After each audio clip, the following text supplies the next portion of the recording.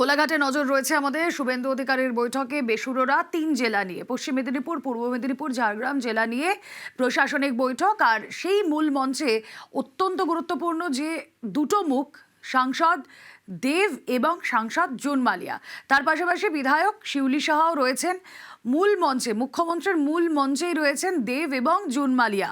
কথা বলবো প্রতিনিধি সুজিত ভৌমিক রয়েছেন সঙ্গে। সুজিত, এক্সক্লুসিভ ছবি আমরা দেখাচ্ছি। শুভেন্দু অধিকারীর মূল মঞ্চেই রয়েছেন দেব এবং জুন মালিয়া। কি চলছে সেখানে? দুই তৃণমূল সাংসদ দেব এবং জুনের পাশাপাশি মঞ্চে রয়েছেন পূর্ব মেদিনীপুরের দুই সাংসদ, দুই বিজেপি সাংসদ সৌমেন্দু অধিকারী এবং অভিজিৎ গঙ্গোপাধ্যায়, তারাও মঞ্চে রয়েছেন। মঞ্চে আছেন মন্ত্রীরা এবং মুখ্যমন্ত্রী। এই যে মঞ্চের সামনে বসা বিধায়ক এবং বিডিও থেকে আরম্ভ করে এসপি ডিএম তারা আছেন। এবং তোমার কথা অনুযায়ী শিউলি শাহ শুধু নয়, একই সঙ্গে খড়গপুর গ্রামীণের যিনি তৃণমূল বিধায়ক দীনেন রায়ও আছেন। অর্থাৎ কিনা 35 জন বিধায়কই কিন্তু রইলেন, 4 জন সাংসদও রইলেন।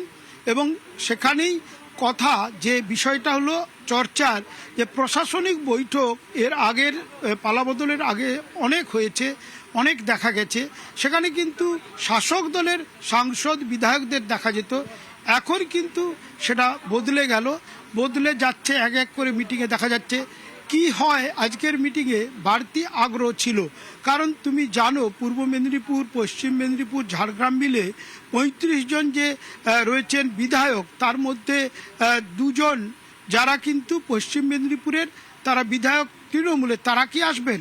তারা এসেছেন এবং এসে তারা কিন্তু রীতিমতো যে কথাগুলো বলছেন, বেসুরো বললেও পুরো বলা হবে না, কারণ তারা খুশি। তারা বললেন এই ডাক পাওয়া এবং এলাকার উন্নয়নের জন্য কথা বলার সুযোগ করে দেওয়া, এটা একটা বড় ঘটনা। দেব এসছেন সবার শেষে, এসেই মঞ্চে উঠেছেন। তার সঙ্গে সঙ্গে জুনো আছে মঞ্চে। এবং এই যে তারা মঞ্চে আছেন, তারা এলাকার সমস্যার কথা বলার সুযোগ নিতেও এসছেন। এবং তার সঙ্গে সঙ্গে বর্তমান যে রাজনৈতিক পরিস্থিতি, সেখানে তারা আরও আলোচনায় থাকার জন্য এসছেন, একথা বলছে ওয়াকিবহাল মহল। 2 ঘন্টা ধরে বৈঠক চলছে। বৈঠক প্রায় শেষ হতে চললো। শেষ হলে মুখ্যমন্ত্রী নিজে প্রেস মিট করবেন, এমনটাই সূত্র মারফত জানা যাচ্ছে। তখনই জানা যাবে আরো পরিষ্কার করে কি কি উন্নয়ন বিষয়গুলি উঠলো এবং তিনি কি বলবেন।